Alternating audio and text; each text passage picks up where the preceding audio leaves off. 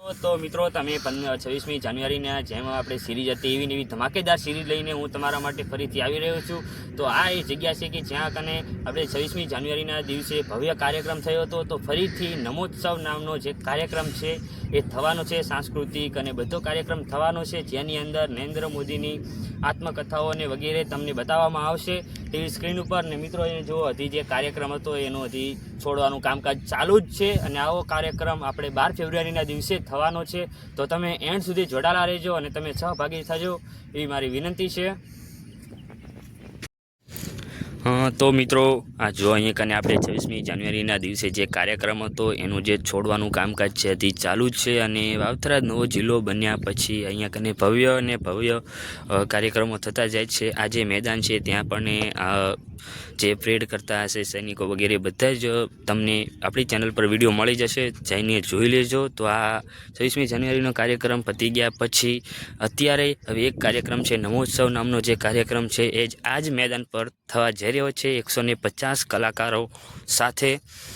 તો એન્ડ સુધી જોડાયેલા રહેજો, તમને મજા આવશે અને આખી સિરીઝને પણ જોતા રહેજો. તો મિત્રો અહીંયા કને હવે આ મંડપનું કામકાજ ખોલાઈ રહ્યું છે, કારણ કે 26મી જાન્યુઆરીનો જે પણ કાર્યક્રમ હતો એ અહીંયા ખત્મ થઈ ગયેલો છે. એનો જો તમે ન જોયો હોય તો વિડીયો આપણી ચેનલ પર છે. તો મિત્રો હવે અહીંયા કને થયા જઈ રહ્યો છે 150 કલાકારો સાથે મલ્ટીમીડિયા શો.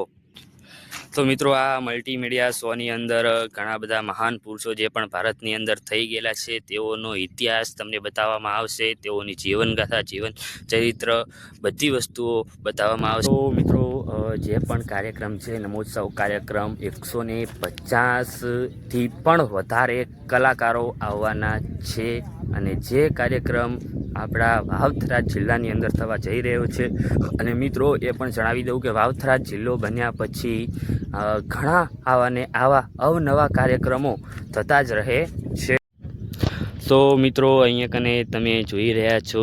તો મિત્રો આ જો અહીંયા જે મંડપનું કામકાજ હતું એ હવે ખોલાઈ રહ્યું છે, કારણ કે 26મી જાન્યુઆરીના દિવસે જે પણ કાર્યક્રમ હતો એ કાર્યક્રમ હવે પતી ગયેલો છે. અને એના પછી એક નમોત્સવ કાર્યક્રમ જે ભવ્ય ઉજવણી થઈ રહી છે. મિત્રો આ શો સાંસ્કૃતિક મંડળ થરાદ દ્વારા આયોજિત કરવામાં આવેલા નમોત્સવ કાર્યક્રમ છે, જેની અંદર આપણા દેશના મહાન પુરુષો થઈ ગયેલા તેઓનો જીવન ચરિત્ર અને તેઓનો ઇતિહાસ તમને બતાવવામાં આવશે.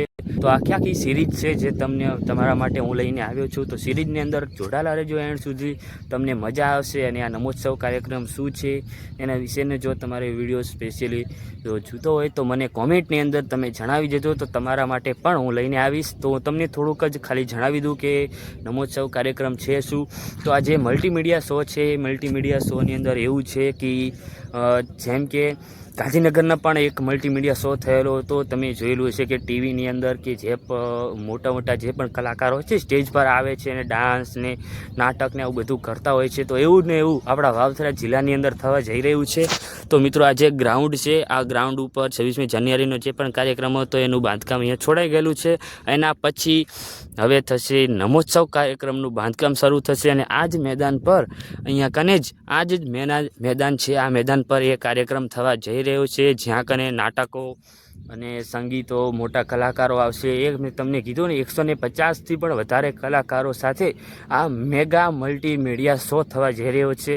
વાવથરા જિલ્લાની અંદર ઘણા બધા નાટકો, કાર્યક્રમો, ઘણું બધું એવું હશે. 12 ફેબ્રુઆરી સાંજે 6 વાગે જૂના હેલીપેડ ની અંદર, એટલે કે ITI કોલેજની જો સામે ITI કોલેજ છે, તમે આ ડીસા હાઈવે ઉપર આવશો તો ITI કોલેજ છે સામે. તો એ ITI કોલેજની સામે 12 ફેબ્રુઆરી સાંજે 6 વાગે ભવ્ય કાર્યક્રમ થવા જઈ રહ્યો છે. તો તમે અને તમારા પરિવારને આમંત્રણ આપું છું કે તમે પણ આ કાર્યક્રમની અંદર સહભાગી થાઓ.